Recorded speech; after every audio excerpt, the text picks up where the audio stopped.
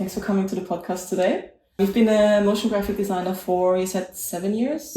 Yeah, about six to 7 years. It's hard to tell with the pandemic because that's like an extra 3 years of your life that's just erased. But yeah, about 6 years, I think. Okay, nice. So tell the listeners a little bit about yourself. Where you're from? How did you get started? So I'm from Wales, and I did a degree in graphic design in Bristol, University of West of England. And in there was an option to specialise in animation. I was like, okay, this is something, if I got paid for this, then I'm definitely keen to continue doing this. Nice. Which I did, and then graduated from there and took a job in a tiny agency in London. And I worked there for 3 years and kind of built myself up in a very junior role. I was looking to be in a place where I'd be able to have a couple of peers and learn from them. Sadly, that didn't happen, but what it did mean was I was the animator at that agency. So all the jobs that came in went to me, which meant that I had to learn quite fast. And I did work with a lot of freelancers, which was quite helpful. I wanted to go freelance, but I am sure, like everybody can relate, was worried about money. So I wanted to do it properly. I got offered a job for Ernst & Young, so a big accounting firm, and the pay was just way bigger than I was expecting. So I was like, okay, well, why don't I do this for a year? The content's not going to be something that I'm interested in, but that's going to set me up quite well to start in a much more comfortable position than I was originally in. And I did that for a year. So I was expecting to come on as an animator, but actually it was a animation director. So I was in charge of a team of like 15 people, 10 to 15 people. Oh, so you thought it was like an executing role, but you were managing people? Exactly. Oh, wow. Yeah. So that explains the pay. Exactly. And that's another learning curve. So I think in a year, I probably did about 5 days of animation. Most of it was saying, I know this client is being unreasonable, and pushing that feedback to an animator, which is a huge part of freelancing, isn't it? Dealing with your end client, knowing that what they're asking you is ridiculous, but coming up with a solution that fits both parties. Well, how did you deal with that? Like, did you tell the designer, what you're doing is good, but the client wants something else, so let's just change it a little bit? Or how did you approach it? One of the easiest things to do was just admit flaw in what the clients are doing and recognizing feedback for what it is. Because a lot of agencies I work for still come from a point of view where client is king. But I think the easiest way to get somebody to work with you on feedback is to admit or agree that this probably isn't what we want to do, but these are the people paying the bills. So you've definitely got the toss up between artistic license and artistic desire, what you want to be doing. But at the end of the day, these are the people giving you the money. So all we can do is kind of advise and say, we hear that feedback. This is what we suggest as the professionals. If they ignore that, then it's a case of just doing what they say. Yeah. But I also think, especially people that have been in the industry for a long time, a lot of people don't really take much shit. So I think the newer people in the industry, when they're kind of just happy to be involved, they're used to just being like, oh yeah, I'm being paid, so of course I'll do this. Of course I'll do this. But I find you can work with some people, especially in that year with UI, where people are just saying, well, that's ridiculous. I've already changed the color 3 times. I'm not doing it again. Whereas that's not the point. You are doing a job for a client. If they give you feedback, it's your job to do the feedback. Yeah. But I noticed that in myself as well. I have this feeling it's not based on facts, but as soon as I started freelancing, people would respect my opinion and my input more. So that if I would say, oh, we do it this way because X, Y, and Z, if it was permanent, it's like, oh no, we just want this button there, just put the button there. Whereas with freelancing, if I say, oh, we're going to put this button here and not there because X, Y, and Z, they'd be like, okay, in that case, yeah, let's go with that. I think there's a mentality shift when you become a freelancer, because you are constantly aware that you are your own brand and you are constantly trying to secure new work. So I think maybe that adds a level of professionalism. Mm-hmm. Whereas when you're full time, I felt that I was quite happy to just get that project out the door and move on to the next one. Whereas with freelance work, there's constantly that undertone of you want to come across as professional, number one, and you want to get rebooked. I think that's what does it, is your drive to be professional. Mm-hmm. I wonder if part of it is because you freelance. So it's your decision. It's no longer just a project, but it's like your expertise. When it was freelance and when it was perm, that it's often they just tell you what to do. They want to see, because they already have the design in their head. Whereas when you freelance, the reason they hire you is because they don't really know what to do and they look for your expertise. So reminding a little bit to when you were at, what was it, Ernst & Young? Yeah. So from there, did you go freelancing right after, or was there something in between? Yeah, so another reason I took the bigger money role was so that I could travel before going freelance, and I thought it was quite a natural break to be able to do it. I went traveling for 4 months, and then as soon as I got back, I got a call from them, and they booked me on a freelance basis for 2 months. And that was just the dream start to freelancing, because you have that initial fear of, okay, oh my God, it's happened. Now I need to go and find the work. But I had 2 months with where I knew what day rate to ask for, because I worked there and I set the day rates. And B, you know the work. It's not a scary place to go into. You're not going to have imposter syndrome, which is the worst feeling. Like, how do you even start without imposter syndrome? But yeah, I guess like going to where you worked before is a way. Were you on the day rate before when you were full time? No, Okay. so I was on annual salary, but I was also booking the freelancers. So I had transparency across what kind of range to put myself in, Mm-hmm. which was massively helpful, because that's actually another really helpful thing that I found throughout that year. I had very visible, I had a good view of the freelancing network and what people were charging. I think that's something that people really struggle with, is how to price themselves, because for people that just start, it probably seems crazy to ask how much money we get paid per day. Yes, it is mad. Like, I remember my first freelance gig, and I saw this job advert and I was like, it was £350 a day. Yeah. That was 4 years ago. Pre-COVID, and I saw that it's like, no one's gonna pay that. And then I got that gig. And for me, I'm earning in a week what I did in a month. Why did I not do this sooner? And that's why I'm shouting about it, because your life changes so much. You have so much more freedom. You have so much more flexibility. You have so much more money, and people are so scared of it. And usually the things that they're scared of, like not finding clients or like imposter, all these kind of things, it often is the reverse. It's actually quite good for your confidence in a way. Of course, you will still have imposter, but if you step back and look at everything you've done, like the brands you told me that you worked for BBC, you worked for Google, like that's some really cool brands to work for.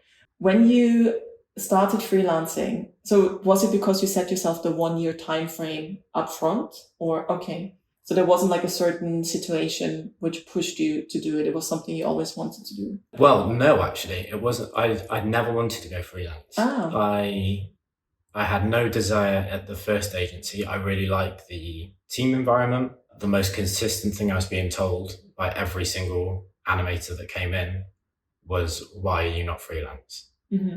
And also how incredibly difficult it was to hire someone full time, because nobody wanted to leave the freelance life, which I cannot imagine going full time now. Sometimes I try and think of a salary that might entice me, but I honestly don't think there is. The worst case scenario, if I worked 14 days a month, I'd be fine, mm-hmm. which is crazy. That's also the beauty of it, because I now work 4 days a week instead of 5. And if I just imagine not having this Wednesday off in between, it's like, oh, this is so exhausting. How did I manage to do 5 days a week? And I also think if I would work every single Wednesday, that would be a lot of extra money per year. But at the same time, I'm never going to be this young again. I'm never going to, like, there's certain things that you buy with not working. And there's certain things that you say no to if you work. So I don't think it's a bad thing. I think it's okay to be able to just, I think more people should be able to do that. I agree. I think it's a personal thing. And I think it's something that you really have to learn. People that just start, of course, understandably, you have that fear of, I need to work every day because I have no idea when the next booking is coming in. But you learn that the work will come. And another thing that's a big struggle with freelancing that doesn't happen in permanent roles is you see a financial value on your time. Mm-hmm. And if you get an email with, hey, a bit last minute, but here, do you want this job for X amount? To train your brain to say, no, I don't want £2,000, or no, I'm good. When you know that you're just sat there watching Netflix or going for a run or whatever it is a really difficult thing to train yourself to say, actually, no, we don't need that much money. You just need to be comfortable. When you went from perm to freelancing, did your rate increase? Yeah, massively. An extra like 30,000 a year. Wow. Yeah. So if you compare the same levels. Exactly. Yeah. So yeah, it's a massive leap. So to wonder why we couldn't attract someone to come on full time is a very easy answer. There's just no financial desire for them to do that. Yeah. I once had this gig with an agency and they wanted to get me full time, and then they were saying, oh, you get a gym membership, you get this, you get that. And I loved the team. I was honestly considering working with them, but then the salary was like, I don't know, as much as I would have earned in 5 months. And I was like, if you want me to work for you, you'd have to give me at least X amount. But even then I was like, would I really do it for the money? And then the HR person was like, oh, that's not how it works. You cannot translate your freelance rates against, like, that's not how permanent works, because we have to pay towards your pension and these things. And it's like, yeah, but I can pay into my pension from a limited company. And we do. Yeah. So about pension, how comfortable are you to talk about money? Yeah, absolutely fine. Okay. Yeah. Because I noticed some people are very hesitant. Maybe it's a cultural thing, like especially in Austria where I'm from, people are very like, you don't talk about how much you earn and things like that. Whereas all the freelancers I meet, like, yeah, let's talk about money. Well, I think everybody wants to find what a fair rate to charge is. I don't know if it's the same for you, but every year my rates go up X amount. And that first 2 months of charging clients that you've charged, let's say £20 a day less, sending that email and saying, oh, my rates have gone up, you go back to that fear of, oh, they're not going to go for this. They're just, I'm going to lose this client and they're really important to me. But the reality is everybody does this. It's good that you say that, because in my first 2, maybe even 3 years of freelancing, I didn't increase my rates. No, neither did I. Yeah. I think it's very normal. It's too scary. Yes, it's scary, but also I'm doing the same thing. Why should I ask for more? But then if you think of inflation, and you're probably doing the same thing, but you're doing it faster and more efficiently, and you have more experience, so it's okay to charge more. But it took me a while to ask for more. And then what I did, instead of like increasing it every year, I increase it with every project. So with every project, with a new client, I now ask for like 10 quid more, 20 quid more. We're the same. That's exactly what I did. Yeah. It's a much more comfortable way of doing it, isn't it? And then I hired my first subcontractor, and she transitioned from marketing into UX design. She is now mainly doing UI. It was quite a nice feeling because it was her first freelance gig. So I helped her get, and also I think first UI gig. So I helped her get the foot in the door. And then there was another previous client who messaged, and I didn't have availability, and she's part-time on that other client. And then she was saying, oh, if there's any other gigs, let me know.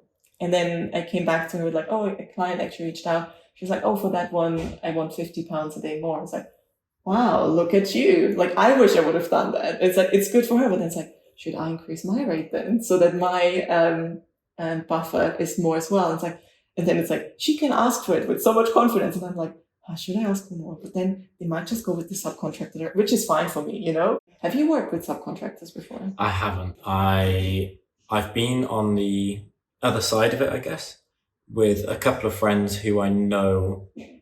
They've been very transparent and said, look, I've got this job.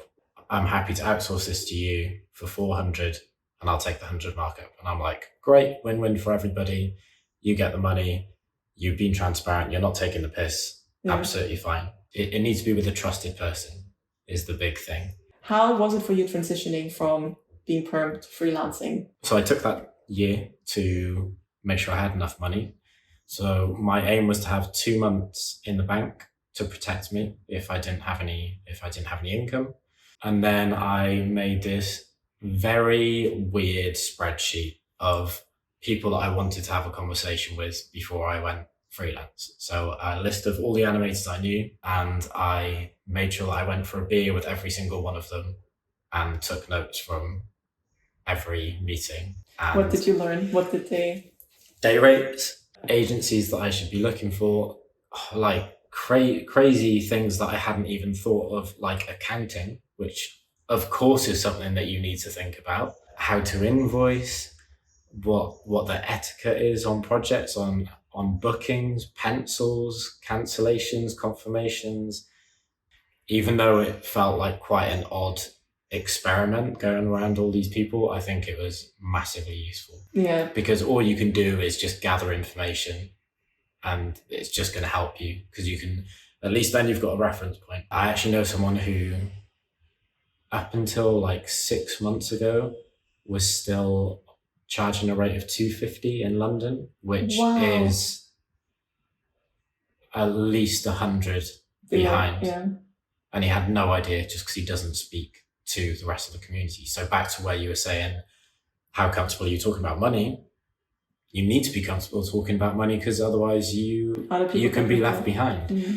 And I also think if you're charging that kind of money, the people that you want to work for aren't going to book you, because for me, that says something about your quality of work or what people should expect from your quality.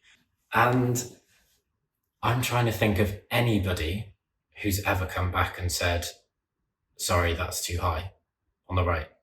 If someone would come to you today and want to do motion graphic as a freelancer, what would you tell them? I'd tell them to do exactly what I did, because it is so useful. Just talk to as many people as you can in the industry.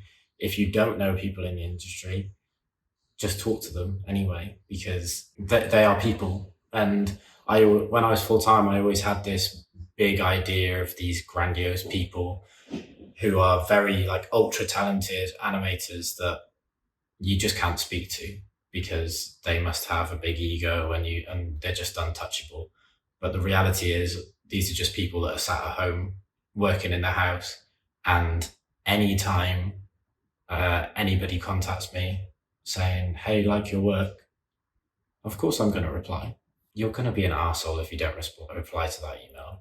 If you've got time, you're going to reach out to those people, and that's just kind of what you do in our industry. Other than telling them to reach out to other people, what was like the most impact piece of advice that you got? Like, was it, for example, get an accountant, or was it more on the etiquette, like this is how penciling works, or like some people might not know what penciling means? I think one of the hardest things is making the actual decision to go freelance, because you might constantly be thinking, oh, I'm not quite there yet, so I need to do X, Y, and Z. But the reality of it is you can get booked tomorrow. Yeah. But we will never feel like we are there. No, you're never going to get to that position. I only got to that position because I kind of put rules in place. Like, I'm working till this date. I need to save this much money, and then I'm going to go.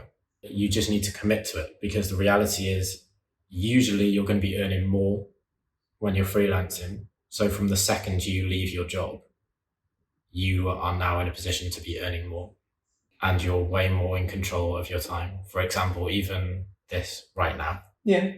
I have a deadline on Thursday. I know that I've done the work, so I can pop out to come and do this for a couple of hours. And that's, do you know what, that's the biggest bit of insanity that I could not go back to in full-time jobs, is the days, weeks, maybe months where I sat at my screen kind of browsing the internet, waiting for it to hit 6, because I knew that I was on a schedule and couldn't go home. But it's just the rule that you have to work 10 till 6. Yeah. But what's the point? What's the point? Because you're all pretending this game, you're all doing the same thing, or you're even just stood in the office having a conversation. Just stop pretending. Do you charge day rates, or do you charge day project rates? Yeah, I charge day rates for the majority of my work, but then I also do buyouts, which would be more for something like a 4-week booking, or for a longer form output, which would be 3-minute animation, that kind of thing. The reason you go freelance was mainly because everyone else in your industry was doing it. Yeah. That back to that point. So in my industry, it's massively recommendations, word of mouth, and one of the most uncomfortable things for me is when I put people forward for a job and then they have problems with payments. It's really uncomfortable because they're clearing my invoices, but not the people that I've recommended. And I've got 3 people with like thousands of pounds not being paid. Good bit of advice though. When I started, I made sure I signed up to 2 agencies agents, purely because it's kind of like you with your subcontractor. They pay you. It doesn't matter if the client pays or if the client doesn't pay. So you're going to get your money every single week, and they find the work for you. To start out, I think is a really comfortable way in, because it's a good way to just get your foot in the door and be like, okay, this is what a day looks like. I think that's quite a nice thing to do, to start to see different agencies, because I think that's actually a big thing that I wanted to do when I went freelance, because I didn't want to lose that community aspect of it. So being able to go into different agencies, meet different people and see how different people worked was a really interesting way of doing it. But now I've kind of gained that experience and I've got enough work coming in that I don't need the agents. For someone who wants to become a motion graphic designer on a freelance basis, and let's say they don't know anyone in the industry, they might not know how to charge, where to get started. So you recommend to them to sign up with agents. Are there specific platforms where it would be useful to have a profile? Like, what would you recommend them to find their first gig? The basics, you absolutely need a website. A lot of people are saying that Instagram, a active Instagram account is much more valuable than a website at the moment. For motion graphics? For motion graphics. In general? For motion graphics and editing, which maybe this is showing my age already, but that's starting to surprise me. But the biggest and number one thing is, as I'm sure any animator will know, is they need a showreel. And that will be 30 seconds to a minute of all the best work that you've done. You can do it in a day. You don't need to overthink it. You just need to put all of your best shots in 60 seconds and put some music under it. And then at least you can then get work. But without a showreel, you will not be able to get hired. Once you've got the showreel on the website, is start to contact agencies. You need to take the time to go on an agency's website, go on their Instagram account. Have they released a new project in the last week that you can mention in your email and be like, hey, I saw your article on motionographer. If you have those kind of links and you can prove to an agency that you are actually interested in them, they're much more likely to respond, because they are going to get, depends on the size of the agency, but they're going to get tens or hundreds of emails from people like us every day. So you need to find a way to make yourself stand out from that. I think it doesn't really matter what type of freelancer you are, having some sort of online presence, no matter if it's like an active Instagram, if it's a website or a profile on LinkedIn might be sufficient. I think that's very important. Is there anything like in your freelance career, was there ever a moment where you're like, I'm just gonna, maybe this is not for me? No. Okay. No, I don't. I think there's never been a problem with freelancing itself. It's been an error in judgment on my half. And that would have been when I took too much work on in COVID. But the reality is you don't have to do it. If it's something that you haven't signed up for, everything's on an email chain and you do not have to do it. It's the most important lesson you can learn. You can say no. Like it's just you do not have to accept everything. And if you really feel you're going to feel out of your comfort zone where, yeah, just step it up and you can do it. You can finish the day. But there are going to be some situations where you are going to put yourself through hell where you really don't need to. I 100% agree. Learning to say no, but also your boundaries. Like, okay, I have holiday. I am not going to check my emails. I'm not going to check my Slack. And let all my clients know that I'm not available those days.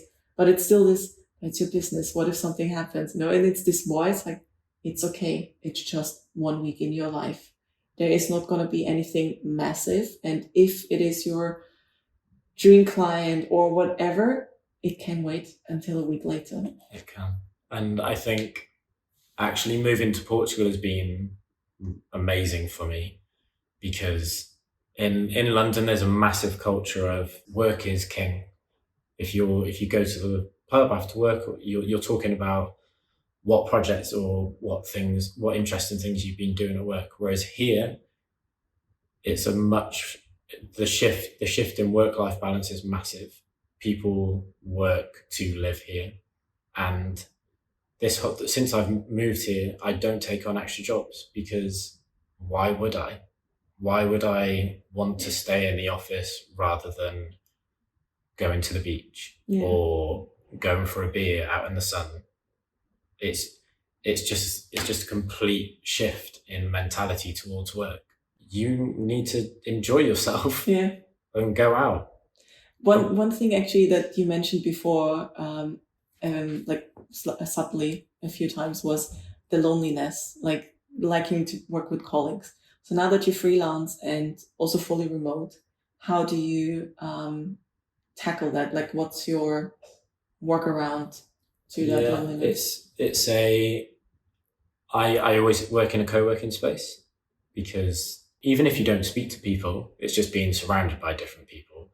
And also leaving the house is so important. Just to wrap up the conversation, there are 3 questions that I always ask at the end. One of them you more or less answered, but would you ever go back to a permanent job? No way. There's no way in hell. I can't think of a financial figure that would entice me. And if you would go back in time to that person that was planning on going freelance, okay, I need this financial buffer, I need this, I don't know, much experience, etc., what would you tell that person? Just do it. You just have to. You can wait for all these things to fall into line, but you just do it because you have to give, most jobs you have to give notice anyway, and that's enough notice. If you think of your future self 5 years from now, coming back to you today, what do you think they would tell you? I think I'd be telling myself to do what I'm doing now. And that's just to calm down a bit. Work is not that serious. And just work to live.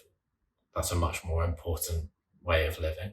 You don't need work all the time, and you don't need that next project because it will come. It always does. There hasn't been a situation in 7 years where the job hasn't come. Nice. Nice. It was super nice talking to you. Yeah, you Thanks too. so much for taking the time. For the listeners or anyone who's interested in motion graphic or the work that you do, where can people find you? You can go to my website, which is myname.com, so wilcolquhoun.com, or my Instagram handle is wilmotion, @wilmotion. And if anybody needs help or advice, like I said, reaching out isn't as scary as people might think. So just drop me an email. Perfect. Thank you so much. You're welcome.